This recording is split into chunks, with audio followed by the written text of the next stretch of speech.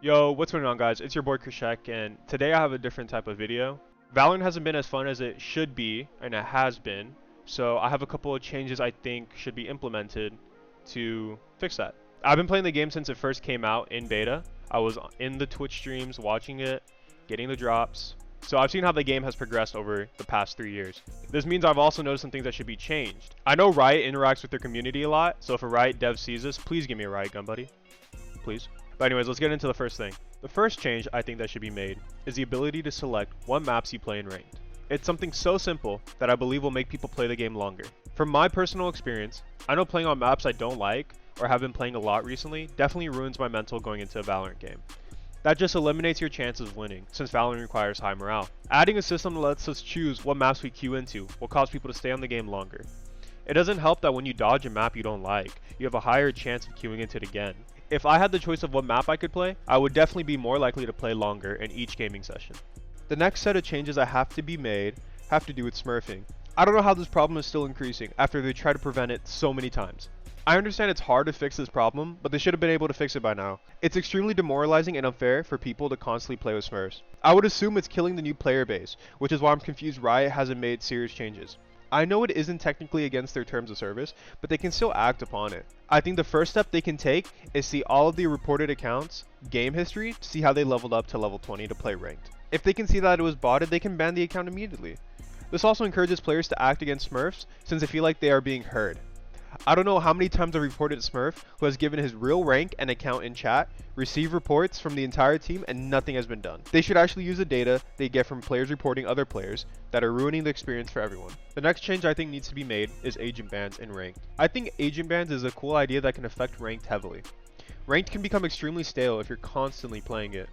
Everyone knows the best composition for every map, so you're typically playing a 5 versus 5 with no variation in agents. Sometimes there might be a slight change in the composition, but it isn't substantial enough to change how the game is played. Agent bans cause the players to learn more about the game and make each win feel more rewarding. Valorant involves a lot of strategy, but if every play is predictable based off the agent comp, it completely removes that aspect of the game. It causes people to actually learn other agents and removes the meta aspect in Valorant. This means that agent balancing isn't something that needs to be constantly done.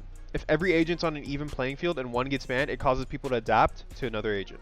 The next thing they need to change is a replay system. I still don't know why we don't have a replay system yet in Valorant. I'm not talking about one in game, but one available once the game is done. I can understand why a kill cam in game isn't possible, since it can give up too much information about the strategy of the opposition. But after the game, I think it would be nice to go back and see how you died, or learn a certain lineup or flash from the other team. Or if you have a crazy clip and you want to go back and see it. A replay center outside of the game can be very beneficial. The next change I think they need to make has to do with Radianite. I don't know why Radianite exists. It's extremely overpriced if you're to actually purchase it, and you don't receive enough from the battle pass to keep up with the speed they release skins. I know I have not bought some of the more recent skin collections because I don't have any Radianite.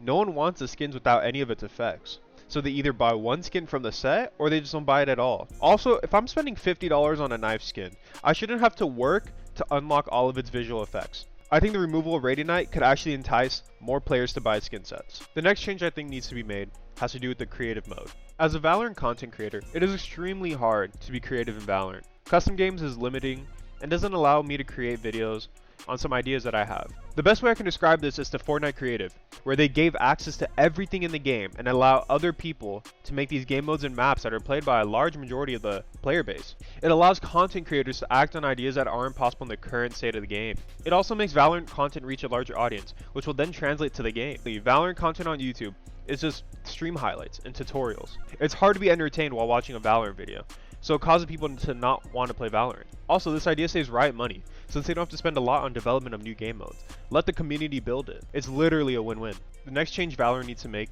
is their toxic player base. I still don't know how people are this toxic on Valorant and haven't gotten chat banned. I know you can mute their voice and chat comms, but it still doesn't have the same effect. Using keywords to make people automatically banned isn't sufficient either. It causes people to troll. I had a game where a teammate typed in chat, "What do you call a short person?" and another teammate typed midget. He was comm banned the entire game and we couldn't communicate with him. Instead, just look at all the reports people make about genuinely toxic people and ban them. The report system is built into the game for a reason. The next change Valorant should make are new game modes. I think new game modes can make the game feel fresh. Instead of adding team deathmatch that people use to warm up for ranked, or a swift play where it doesn't feel competitive at all, add like a 3v3 tournament mode that are short games. It's hard to set time aside for Valorant, especially if you go to school or work. So adding a tournament style game mode with games that are much shorter but still have the same intensity and competitiveness will be something fresh that the game hasn't had in a while. The next change that needs to be made has to do with solo queuing. I typically play Valorant alone, and it would be nice to not be in games against other teams that have a majority of their players in a party together. It makes the game harder, especially when you don't have comms on your team. It makes the game impossible to win, since Valorant is so reliant on teamwork.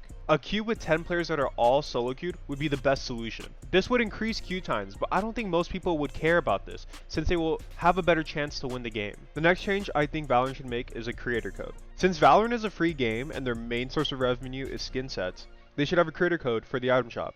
During Fortnite's peak, they had thousands of creators constantly advertising the shop since they would receive a small amount of the revenue. This can also be done in Valorant. Offering a small percentage off to players for using a creator's code and a small percentage to the creators for advertising the code will definitely see an increase in skin sales. If every creator was advertising it, most players would be more enticed to buy skins. So yeah guys, those are some changes I think Valorant should make. Let me know what you guys think in the comments. If you have any other ideas or disagreed with me, let me know. But yeah, that's gonna be it for today guys. I'll see y'all later. Peace. Come.